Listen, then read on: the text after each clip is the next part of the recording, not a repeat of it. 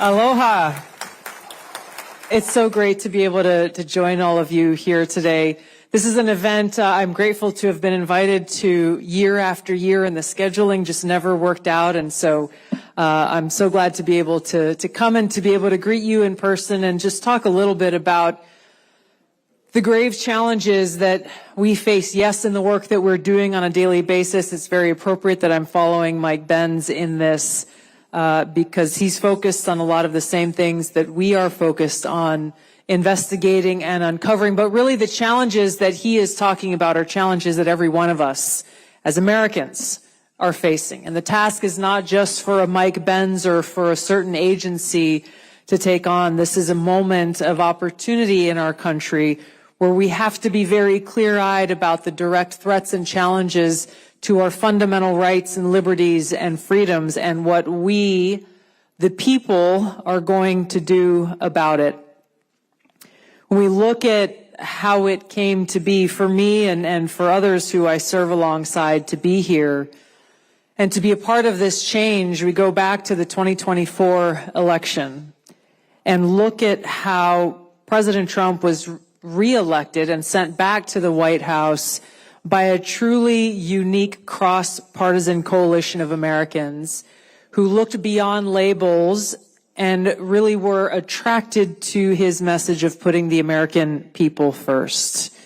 It was a resounding statement in his win of that election by a significant and historic margin, and it was a clear rejection of the status quo of the Washington elite, of political leaders who put their own self-interest ahead of the interests of the American people, and it was a demand for a government of, by, and for the people. So here we are, about 7-8 months into this administration. President Trump has wasted no time in challenging this system, this broken system in Washington, and striking at its very root, delivering results for the American people to make our nation more safe, secure, prosperous, and free. I have the privilege of serving as America's 8th Director of National Intelligence, and President Trump has entrusted in me the mission and responsibility of overseeing the intelligence community, this sprawling network of agencies and entities that are charged with the task of providing timely and objective intelligence to the President and policymakers, free from politicization. Unfortunately, in my short 10 years here so far, we have already seen too many examples of politicization and weaponization of intelligence throughout our country's history. We look at where we are now. Over the last several weeks, we've declassified and released documents that exposed how President Obama and leaders in the intelligence community knowingly manufactured a false intelligence document after the 2016 election was done, after the American people said, no, we want Donald Trump to go and be our commander-in-chief, not Hillary Clinton. And this manufactured document alleged that Russia aspired to help President Trump win the election with the aim of undermining his presidency and usurping the will and the voices of the American people who sent Trump to the White House. When you look at some of the very same leaders who led this manufactured intelligence document, like James Clapper, also had a very direct hand in manufacturing intelligence on the weapons of mass destruction, the alleged weapons of mass destruction in Iraq to support George W. Bush's regime change war in Iraq. For me to be here as the 8th Director of National Intelligence and uncover how James Clapper and others like John Brennan manufactured intelligence to try to undermine President Trump's administration and presidency and the voices of the American people, and then go back to the founding of the Office of the Director of National Intelligence that came about as a result of the terrorist attack on 9/11 and the manufacturing of intelligence to support the regime change war in Iraq that George Bush led, is an interesting bookend where we find ourselves still dealing with these same issues of politicization and weaponization of intelligence. James Clapper at that time was the director of the agency that is now called the National Geospatial Intelligence Agency, or NGA. And he wrote in his book about how Vice President Dick Cheney was pushing for intelligence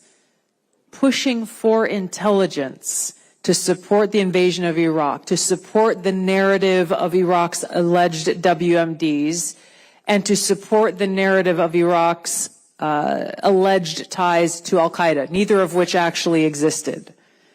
So in response to this, James Clapper ordered his agency to create images that Colin Powell then went on to use to support their alleged WMD narrative.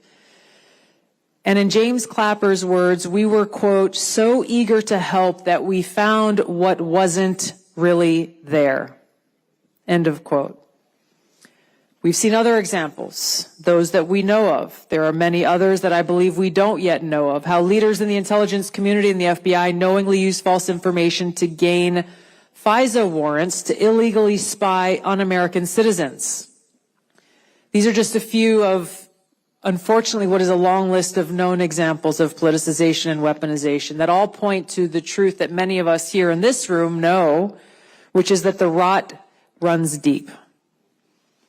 And it's not just in the intelligence community. I've seen examples of this across almost every federal agency.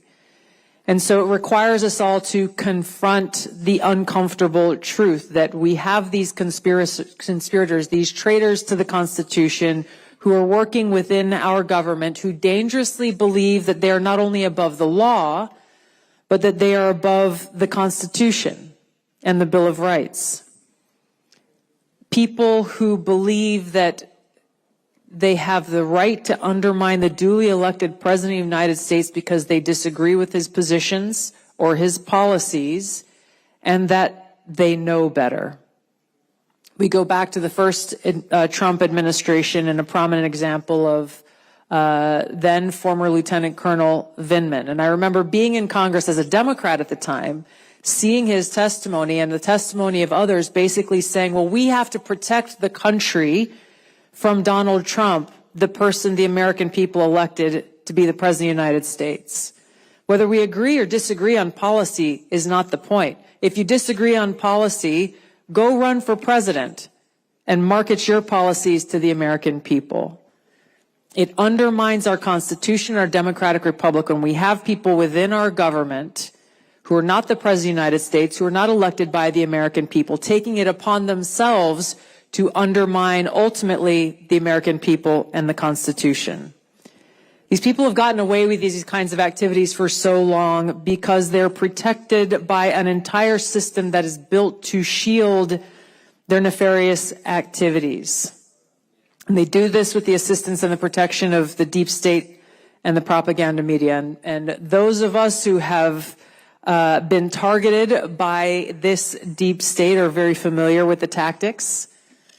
Keep this in mind. This happens frequently in real time as we gather here today, where someone in the intelligence community leaks classified intelligence to their friends in the propaganda media.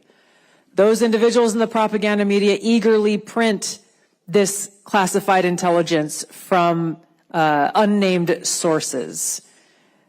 Then we see other people in the media talk about this classified intelligence. No one's verified it.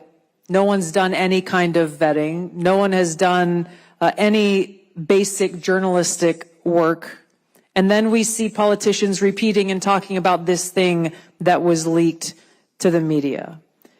And we've seen how this tried and true playbook that is used over and over again to either smear their opponents, to, in President Trump's case, to be used as a basis for FBI raids on his home, lawfare, impeachments, endless investigations, and so forth. So I get asked oftentimes by people who don't come to events like this, who are just working hard and trying to raise a family and trying to get by, and they say, what is the deep state? People talk about the deep state. What is it? This is what we're talking about. It's not some grand conspiracy theory. It is a conspiracy to undermine the Constitution, but this is the reality that we are operating in. And it's important for us to talk about it, to be very clear-eyed about it, so that we can combat it with the truth. And this is why exposing the truth is so important, to bring about that real transparency and that accountability. ensuring that our Constitution and Bill of Rights, and this is something that I'm focused on in the Office of the Director of National Intelligence and pushing throughout the intelligence community, is actually focusing on the Constitution, making it an event. When new people are brought into any of these organizations, every one of them has to swear an oath, as many here did if you served in the military, if you've served in different positions in government, to support and defend the Constitution, to talk about it, have a discussion. What does this actually mean, and how do we apply it in the work that is done every single day? Because it must be our North Star every day. It must be that guiding principle that serves as our foundation and the left and right limits on the decisions that are being made within our work. Those who serve in government in any position at the very top, or those who may be coming in brand new, our sole focus must be on serving the American people and upholding the Constitution and Bill of Rights.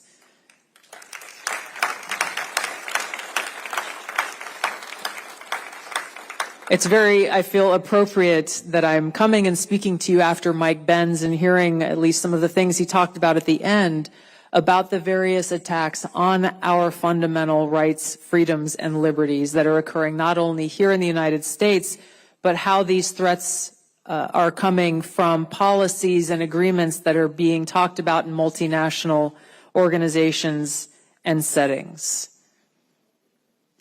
Our founding documents were based on our inalienable rights and freedoms that are granted to us by God and no one else. And it's up to us to continue to speak that truth and stand up against those who seek to take them away, no matter where they are or who they are. We have a lot of work to do. We are working hard every day towards this end. When you look at how deeply entrenched the deep state is, those who believe they are more powerful than the Constitution, you can understand the work that we have ahead of us. But I'm grateful to serve in this position, grateful to President Trump for entrusting me with this mission to truly seek the truth, find the truth, and tell the truth to the American people so that true accountability and true change, lasting change, can come about. You shall know the truth, and the truth shall set you free. This change will only be possible if every one of us as Americans stands together and fights for it. The future of our country as a free nation is truly in our hands, and we cannot be complacent.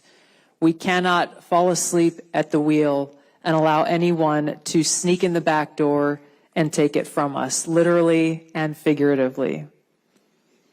So this movement for positive change, institutional and historic change, is about more than one person or one organization. It's about all of us, and it's about restoring the promise of America and the vision that our founders had for our country. And as we go back and look at their courage and their strength and the threats that were laid on them as they worked to write these founding documents, I hope that that gives us inspiration and courage and strength to fight the battles that we have before us, because we are the ones that they were referring to when they talked about a government of, by, and for the people.